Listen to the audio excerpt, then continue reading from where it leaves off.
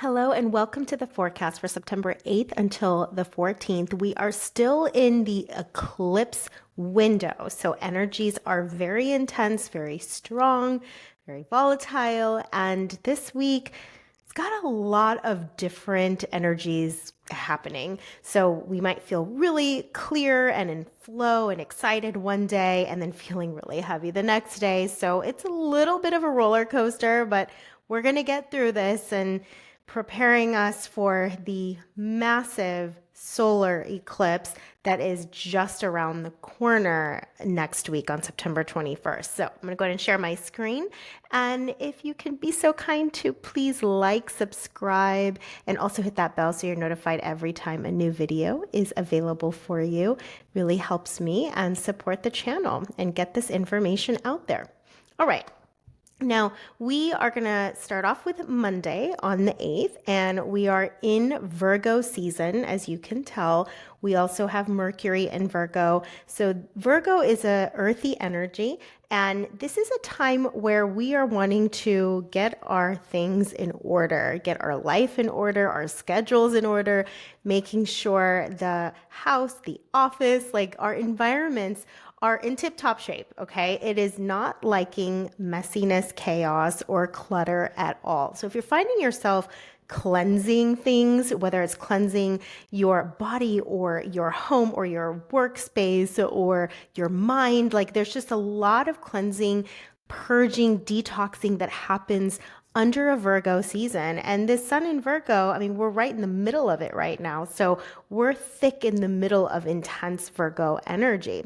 So enjoy the process of cleansing. That's kind of a big theme right now, is a lot of purification, a lot of cleansing, a lot of letting go of whatever is not supportive of health, what is not supportive of efficiency. So look to make time for that if you haven't yet, because it's very discerning. This energy knows how to make really great decisions. And Mercury is very strong in Virgo, and Mercury affects our mind and our thinking and our decision making, right? So it's very strong here. Although I will say, it is combust right now because it is pretty close to the sun. So it's about 5 degrees away.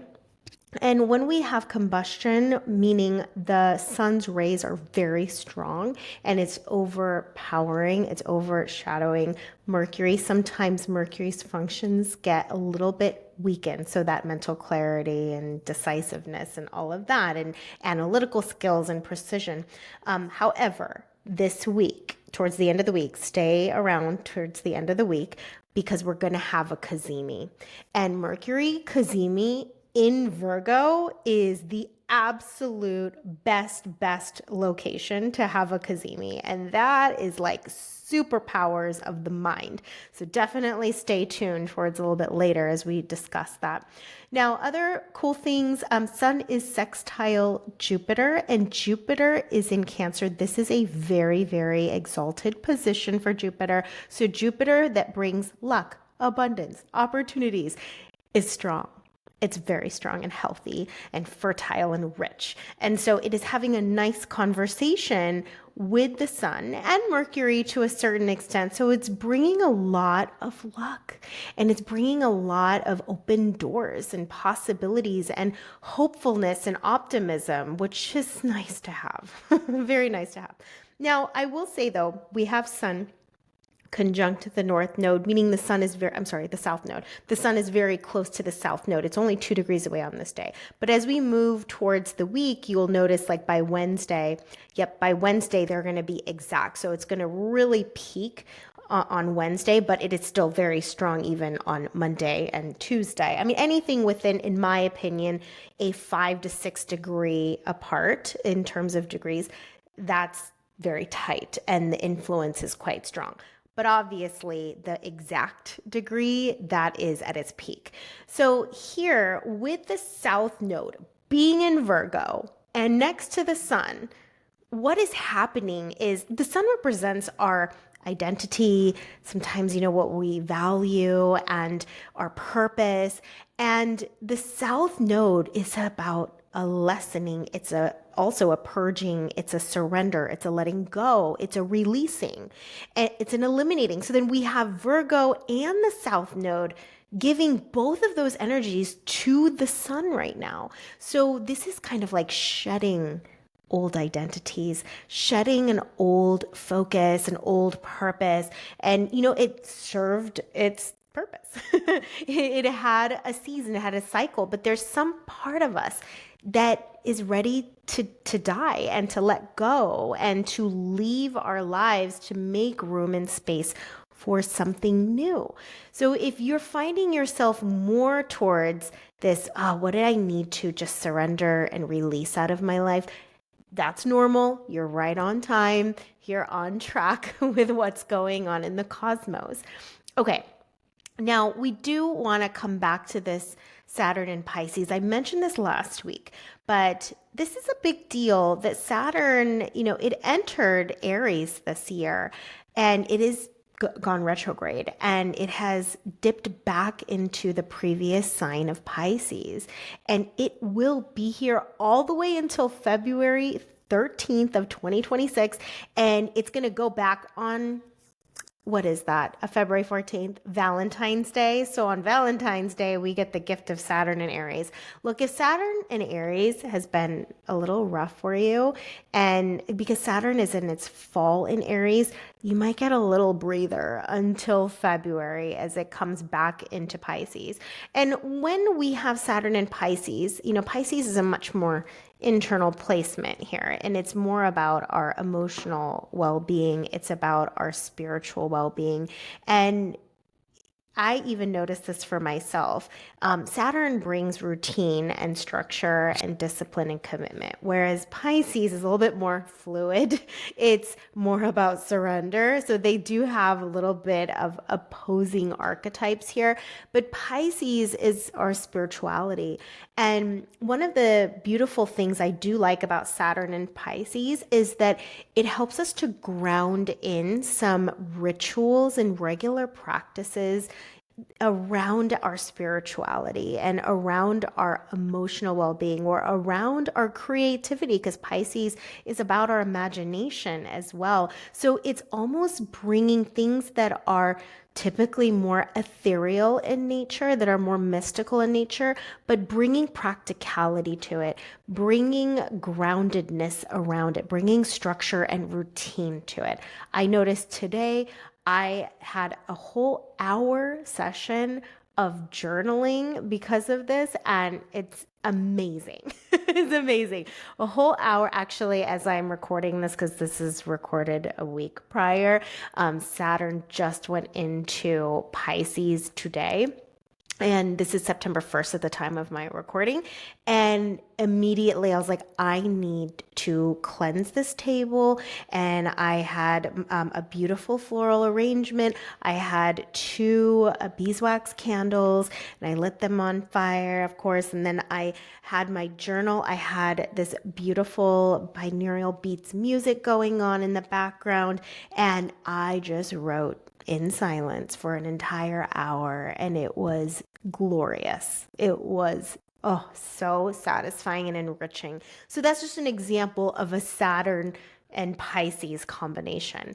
And like I said, it's going to be around up until Valentine's Day of next year. Do you want to know what your next birthday year holds? Well, your birthday is not just another celebration. It is a powerful astrological moment. It's when the sun returns to the same degree as when you were born, and whatever is in the sky on that day, that essentially is the birth chart for the entire year. And this reveals major themes, opportunities, and potential changes, transitions that you're going to be going through. So whether you want to know about career changes or relationship changes, or possibly a move, all of it is there in the solar return chart. Now, don't navigate this next year blindly. Go ahead and book a solar return reading down below so that you are stepping into this new chapter with clarity and confidence. So this is an area of our life, the Pisces sector of our charts. And actually, let me know where Pisces is in your chart. What house is it over?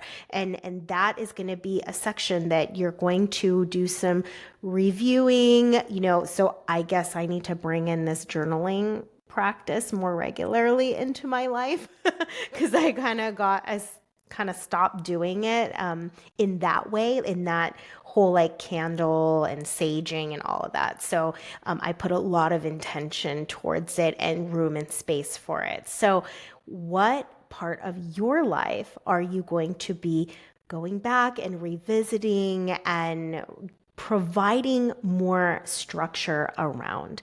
And in just this, for an example, in this chart here, you'll see that it's in the sixth house. So sixth house is our health habits, our daily routines. So sixth house could be, okay, I'm going to have a regular ritual around cleansing my home, or, doing the dishes before going to bed. Okay. Because there is also a spiritual element to doing things like that too. And on this day, on Monday, we have the moon in Pisces. So the moon is actually then being more reflective, being more, just focusing more inwards and focusing on emotional well-being, and maybe even stimulating some creative juices here too. But it is close to Saturn, and it's going to be touching Neptune towards the end of the day and entering into Aries. But the Saturn sometimes can bring some heaviness.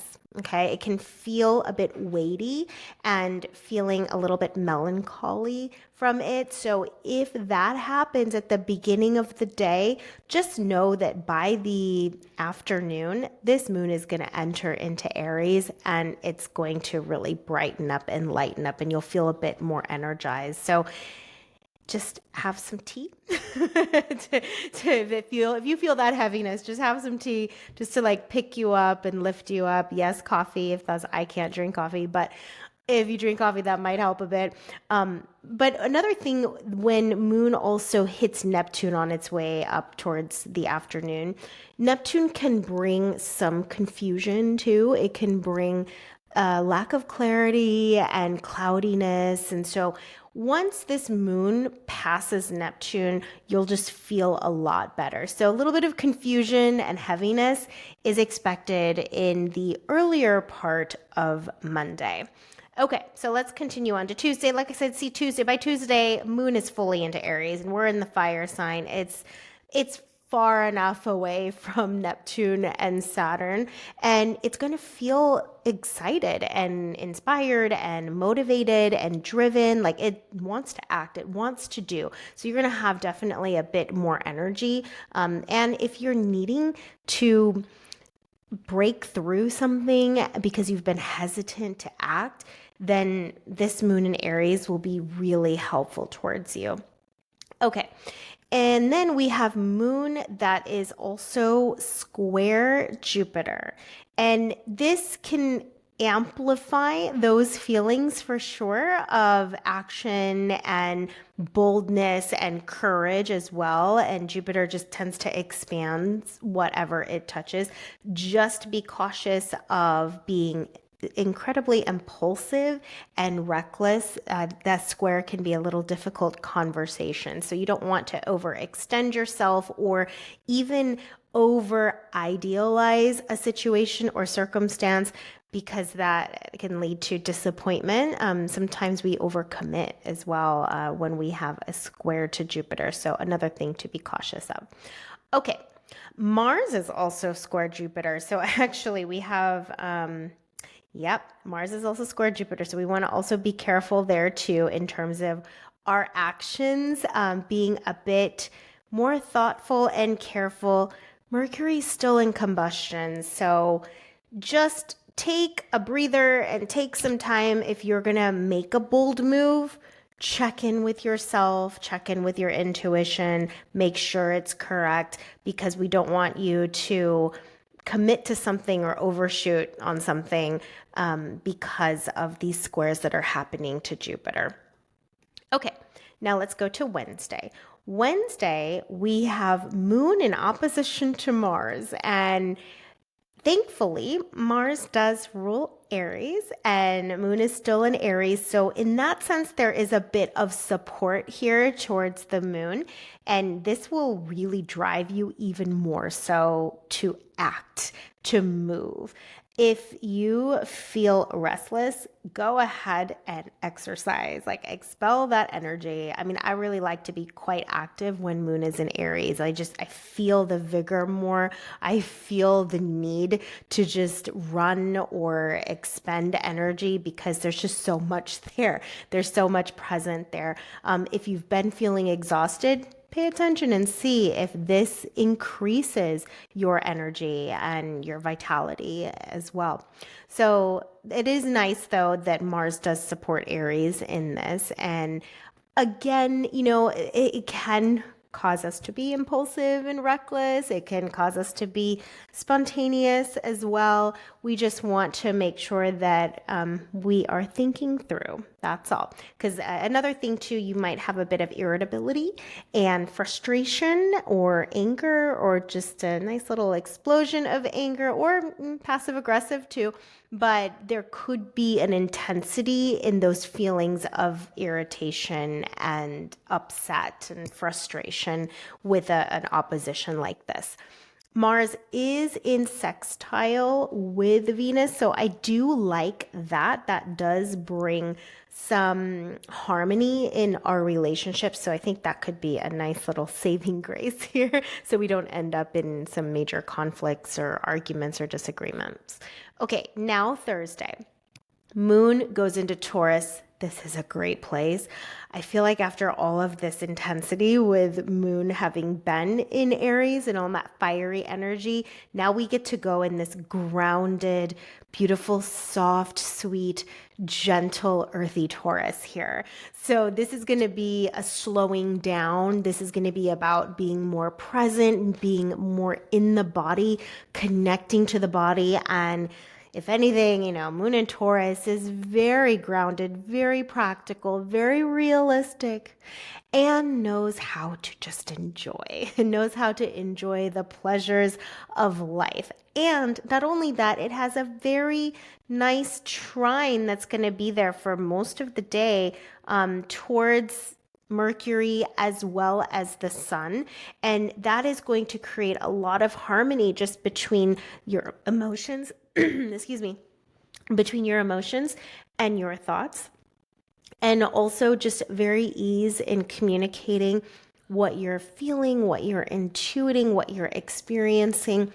Really nice communication. Very grounded, clear, thoughtful, and organized too. So there's just a lot of alignment, internal alignment and harmony that happens here on Thursday.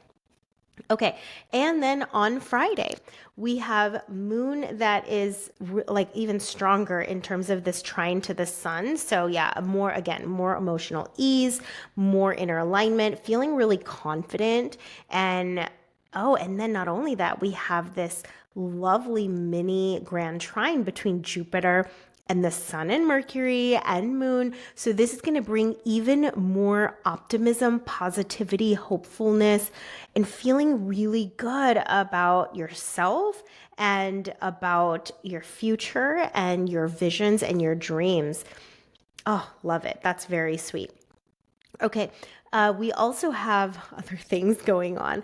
We have Moon that is trine Saturn. So Saturn brings that groundedness, right? It brings practicality too, but it's very responsible and it's rooted. It's realistic. So even more so adding to that earthy energy.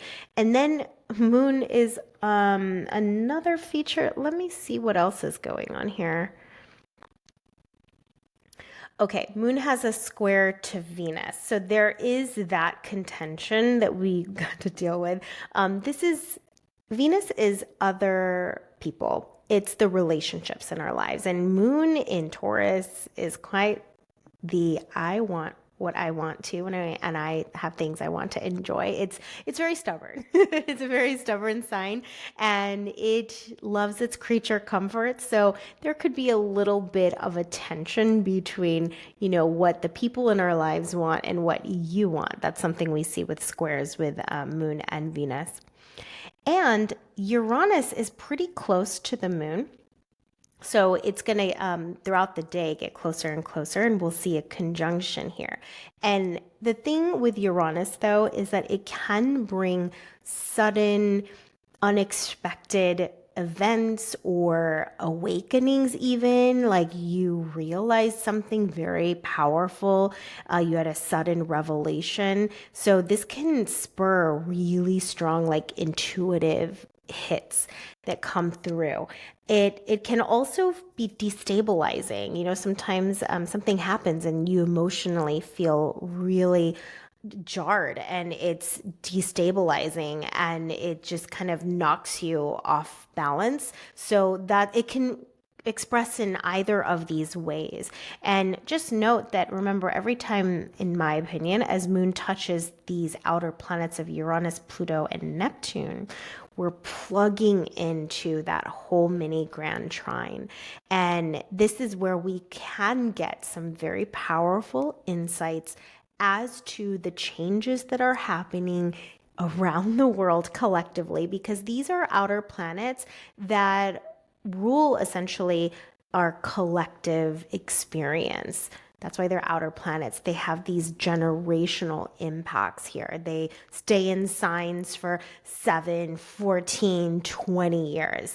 And so it's powerful every time the moon touches one of these planets. I always feel like we're getting a little bit more information and understanding what the heck is going on with myself and what the heck is going on in the world, and how do we orient ourselves within this new world that is literally happening before our eyes.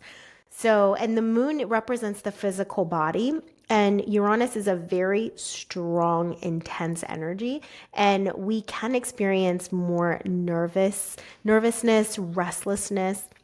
So if you feel like you've had 3 shots of espresso without having any caffeine, then sometimes we get that experience with moon being so close to Uranus as well. But pay attention on Friday, because not only that, I would technically call this a Cazimi. It's very strong on Saturday, but this Cazimi is also very revealing. So let's actually just go into Saturday. Saturday, Mercury is in Cazimi. This is a big deal. I love Cazimis. I am a huge super fan. I always have amazing experiences. Now, moon is in Gemini, which is really cool because it's ruled by Mercury. So Mercury rules both Gemini and Virgo. So Mercury is super strong. Very strong in a Cazimi. I'll come back to that later. But just know that Mercury's super strong and it rules Gemini. So it's supporting the moon well. And moon in Gemini, we go from this kind of like, ooh, pleasure and comfort and all of that from Taurus to now we are Aries. We want to talk. We want to hang out. We're curious. Our mind is going and going. Mind is super sharp on Saturday because of this Cazimi situation. Now, what Cazimi is it means that it is in the heart of the sun. And we've been talking about combustion, when it's within 8 degrees, when a planet is within 8 degrees of the sun. But when it is within a degree, some astrologers say a degree, some say 17 arc minutes. We definitely are within 17 arc minutes here on Saturday, and up to a degree, which can be, a 24-hour period, maybe even more. So they're in the same degree here, and it's right in the heart of the sun. And so that's when Mercury is at the throne of the sun, and it is beyond exalted. And look, Mercury is exalted in Virgo. This is the best sign. It's its home sign and an exaltation. It's the best sign out of all the signs for Mercury to be. It's the strongest sign for Mercury to be. If you natally have Mercury in Virgo, you're lucky. You're so lucky. I mean, talk about the analytical skills, the logical skills, the precision to detail. Oh my gosh, decision making. I mean, just intelligence, so clever, sharp, quick. Love it. And it being in Cazimi in Virgo, oh my gosh, like it can't get more amazing than that. And not only that, okay. I mean, it's like in a royal status, okay? It's ruling the world right now. It has this sextile to Jupiter. It has a sextile to Jupiter. And Jupiter is so optimistic, a visionary, very, very, very positive and hopeful, and has so much trust and faith and belief. It's like, wow, I'm really trusting and believing in my plans. If you need to make some plans, you need to make some major decisions, Saturday is your day. Your mind will be able to like calculate so many things. Your intuition is going to be strong, like especially with the moon near Uranus. Sudden powerful insights. I mean, wow, this is such a cool day. So please make room and time and space to just connect with yourself and be present with your mind. Don't just distract yourself all day and just watch entertainment all day or something. Like really be with yourself and your thoughts, because I think you are going to be so surprised and so shocked what is revealed. And we're, like I said, we're in an eclipse window. So energies are already very strong and potent, and yeah, take advantage of this. Okay. So enjoy that Mercury Cazimi. Now, on Sunday, we have moon that is, in Gemini still, and you could, yeah, still consider part of Sunday having a little bit of that Cazimi. Yeah, like, it's not as high as Saturday, but there's still a little bit of that, and moon is still in Gemini. So yeah, mind is just very active. And I love how the moon has a sextile to Venus. So that's just going to be a very sweet time to hang out with people, be with people. And then moon is also in trine with Mars. There's actually a mini grand trine right here between Mars, Venus, and moon. So a lot of passion, a lot of connection, a lot of excitement and enthusiasm. I mean, go socialize. Go socialize. I mean, the conversations are going to be amazing. You might have some really cool connections on Sunday. So for sure. Let's see if there's any other things. Moon. Yes, we talked about moon trine Mars. We do have a square. Yeah, the moon is applying to Saturn in a square. That might be a piece that feels a tinge heavier, because Saturn sometimes instills some doubts and like lower self-confidence, but I'm not too worried about it. It's quite negligible in my opinion because of how well moon is supported right now. And then you also have Jupiter that is still in sextile with Sun and Mercury. So the positivity is just really happening here. Like the exuberance, the enthusiasm, the excitement. I mean, it's a good day. It's a good day. Yeah. I would go enjoy yourself with people. Now we do have one thing. There is a Saturn opposition to the sun. So this will bring a bit more like reality checks too. And I think that's helpful, and still in Pisces, which is a very fluid kind of sign. But we have components that prevent us from being delusional. There's a good mixture of yin and yang energy where it's not too yang and it's not too yin. It feels very balanced on this day. And plus, like Mercury and Saturn being in opposition, I mean, that only sharpens our analytical skills and our ability to problem solve. So this weekend, it's a great time to have conversations. It's a great time to make decisions. It's a great time to plan. It's a great time to do some creative problem solving too. So it's great. So let's take advantage of this weekend for sure. All right, so that is our forecast for this week. Thank you so much. And keep in mind that next week we have another eclipse, and that will close out our eclipse window, and it's going to be very intense. Saturn is a part of it, and it's strong. It's going to be a bit more than the lunar eclipse that we just had because it's going to be a solar eclipse. So stay tuned for that forecast. All right, we will see you all next week. Bye bye. Your birthday is not just another birthday. It's actually a powerful astrological moment, and it sets the tone for the entire year. Basically, when the sun returns to the exact same degree as when you were born, and you take a look at what planets are in the sky at that moment, that is the birth chart for the entire year. So this reveals major themes and potential changes and opportunities that are waiting for you. What's amazing about this is that you get a strategic roadmap on how to navigate your year and knowing what areas of your life are in major focus, what are these expected transitions, and what energies do you have to work with. I'm an experienced astrologer, healer, and I work with elemental medicine, and I transfer astrological insights into very practical guidance. So decode your year ahead and go ahead and book a solar return reading, and that is in the link down below so that your path forward is illuminated.